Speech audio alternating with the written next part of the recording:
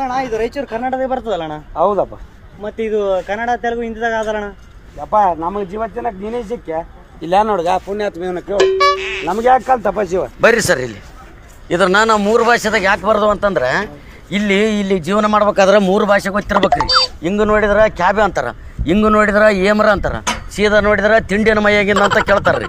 ಅದಕ್ಕೆ ಇಲ್ಲಿ ಜೀವನ ಮಾಡ್ಬೇಕಾದ್ರೆ ನಮಗೆ 3 ಭಾಷೆ ಬರ್ತಾವ್ರಿ.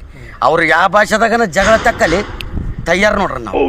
ಹಾಂ ಇಷ್ಟು ಹೇಳಿದ್ರೆ ಆಯ್ತಲ್ಲ ಕಡೆ ಎಂತವನಪ್ಪ ನೀನು ಬರೇ ಜಗಳ ಆಡೋದೇ ಹೇಳು. ಏನ್ ಶಮಣ ಯಾಕೆ ಹತ್ಕಂತ ಕೂತಿದ್ದಲ್ಲ?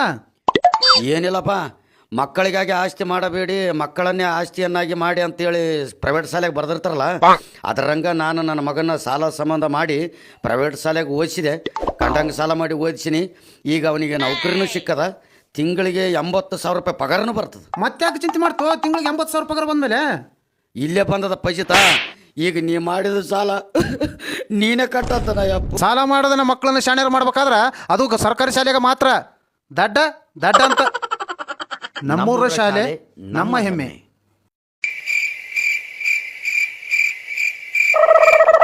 ಏನೋ ಶಾಮಣ್ಣ ಯಾಕೆ ಕೆರೆ ದಂಡಿಗೆ ನಿಂತು ಆ ಕಡೆ ಈ ಕಡೆ ಓಡಾಡಕತ್ತಿದ್ದಲ್ಲ? ಇಲ್ಲ, ನೀರಾಗ ಬಿದ್ದು ಸಾಯ್ಬೇಕಂತ ಮಾಡೀನಿ. ಹೆಂಗೆ ಸಾಯ್ಬೇಕನ್ನಂಗೆ ಆಗಿಬಿಟ್ಟದ. ಬಿದ್ದು ಸಾಯಿ ಮತ್ತೆ ಯಾಕೆ ನಿಂತಿದ್ದಿ? ನನಗೆ ಈಸು ಬರೋದಿಲ್ಲ.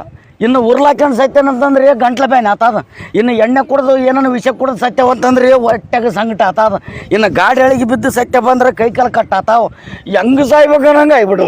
ನೀನು ಸಾಯ್ತೇನೆ ಅವನು ಮಂದಿನ ಕೊಟ್ಟಿದ್ದು ಮಂದಿನ.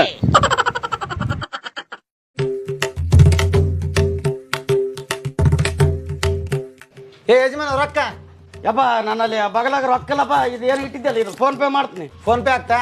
ಹಾಕ ಹಾಂ ಬಂತು ನೋಡಪ್ಪ. ಏ ಯಜಮಾನ ಬೈಲ್ ಫೋನ್ ಪೇ ರೊಕ್ಕ ಹಾಕಿದೆ? ಹಾಕಿನಲ್ಲ ಮರ. ಎಲ್ಲಿ ಹಾಕಿದಿ? ನೀ ರೊಕ್ಕ ಹಾಕಿದ್ವಿ ಓದಿರ್ತಿತ್ತು. ಅಬ್ಬಾ ಇದೇನು ಕರ್ಮಪ್ಪ. ಹಾಕಿನೋ ಮರ ಇದ್ರಾಗ ನೋಡು.